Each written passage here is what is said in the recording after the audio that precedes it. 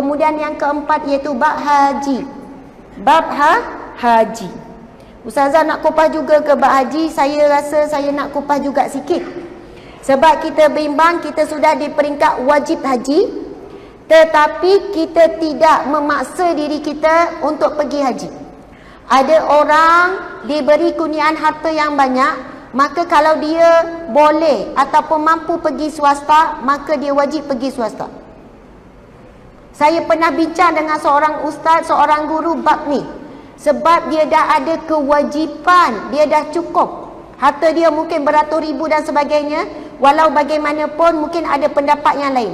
Dia dah cukup dah syarat untuk wajib haji. Dia tak perlu untuk menunggu giliran daripada pihak, maksudnya tambah haji dan sebagainya. Kalau dia mampu pergi swasta, maka ketika itu dia wajib pergi mengikut saluran yang mana dia telah pun wajib haji. Bayangkan beginilah para muslimat sekalian, masuk dalam kubur besok kita akan ditanya semua benda ni. Kemudian malaikat tanya, makcik kenapa tak pergi haji? Tak mampu. Tak settle dengan jawapan tak mampu. Malaikat akan hisap, cek betul-betul. Betul ke makcik tak mampu? Handbag berapa banyak? Langkawi boleh pergi? Maksudnya kita akan dicek betul-betul, betulkah kita tergolong di kalangan orang yang tak mampu, ataupun kita di kalangan orang yang melailakan kewajipan haji. Ada seorang hamba Allah cerita pada saya, bila dia pergi haji, dia tengok ramai sangat masyarakat India pergi muda. Muda-muda lagi dah pergi haji. Bila ditanya, macam mana kamu orang muda dah datang buat haji?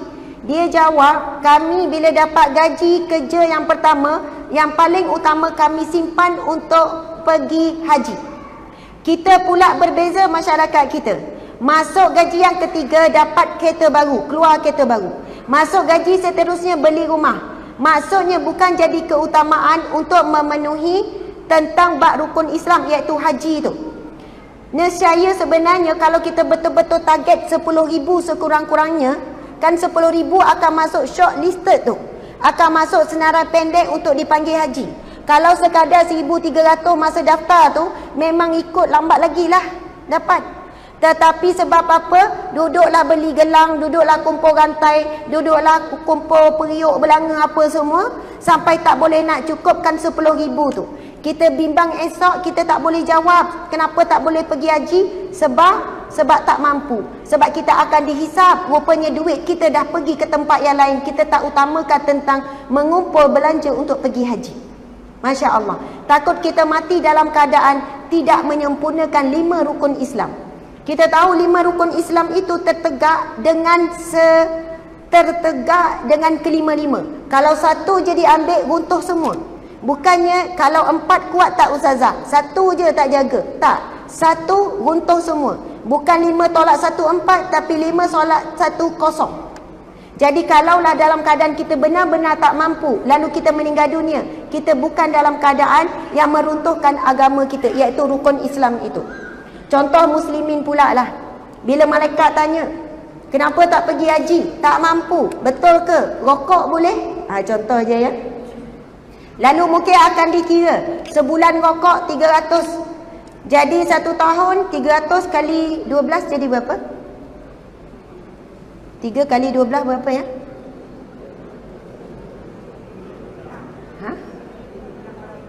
5,600.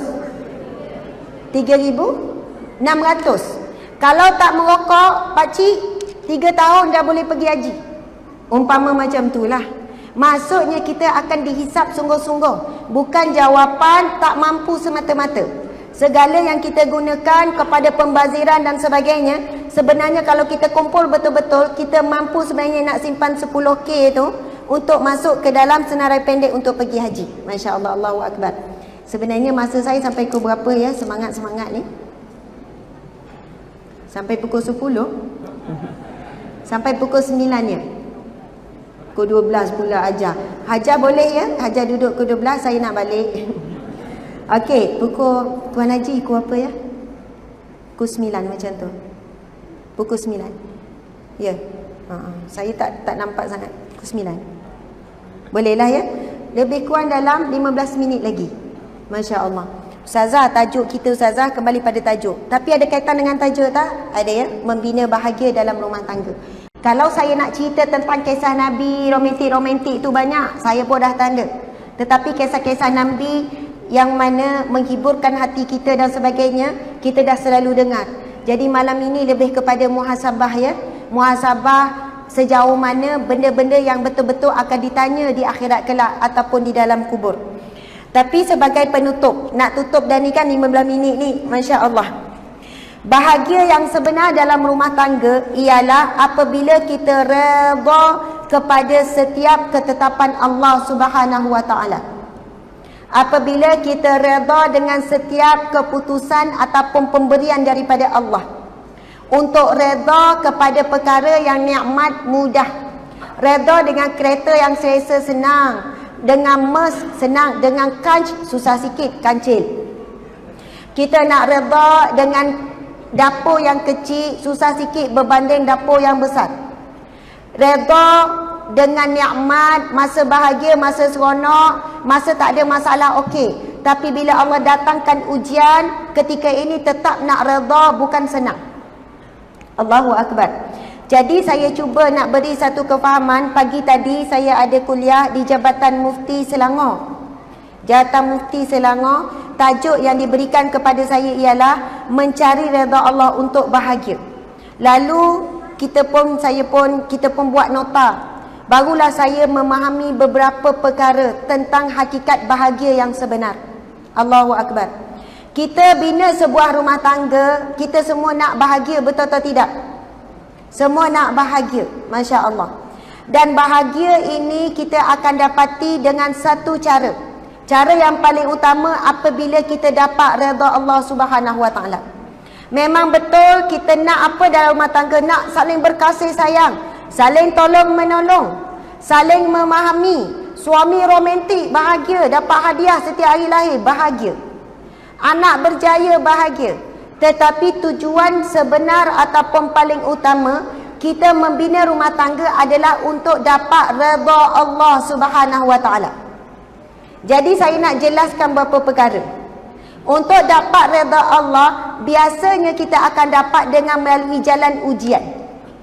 Contoh, seorang isteri cakap, saya 20 tahun dah nikah. Suami sangat menguji saya. Apa yang suami menguji sangat makcik ni? Suami saya pemalas Ustazah. Entah bila suami boleh jadi perajin. Suami pemalas sangat. Semua benda saya buat sekian-sekian. Subhanallah. Saya tanya makcik bahagia atau tidak? Macam mana nak bahagia? Derita Ustazah. Orang lain suami ringan tulan apa, saya ya Allah sakit mata tengok. Dia mengular je, mengular ke apa? Apa-apalah istilahnya. Subhanallah, saya kata ketika ini kita masukkan sikit kefahaman. Makcik, puan, hajah dan sebagainya. Allah bagi ujian kepada puan. Selama berkahwin, suami pemalas. Tujuan kita nikah untuk dapat redha Allah Subhanahu Wa Taala. Apabila Allah uji puan dengan suami yang pemalas, lalu puan tetap sabar, puan tetap teguh berdoa. Saya kadang tanya juga muslimat yang banyak mengadu, puan berdoa tak kepada Allah tentang suami? Saya banyak berdoa pasal anak lah Ustazah. Ramai ibu bapa dia fokus kepada doa pada anak.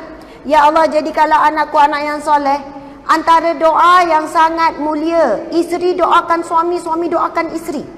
Ya Allah, jadikanlah suamiku suami yang soleh, suami yang romantik. Jadikanlah suamiku suami yang taat kepada perintahmu, suami yang memimpin kami ke syurgamu.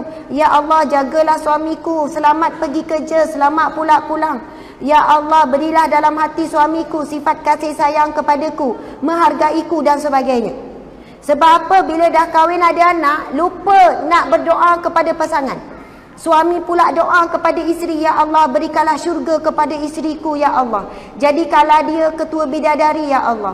Saya nak, ya Allah, dia juga isteriku. Boring tak boring, dialah, ya Allah. Kok lah boring dah kan? Takkan orang yang sama. Dalam syurga tak ada boring. Tak ada sifat jemu tu, tak ada, ya Allah. Pasangan bila doakan kepada pasangan, sudah tentu insya-Allah doa itu doa yang Allah akan angkat sebab pada orang yang paling dekat dengan kita. Allahu Akbar.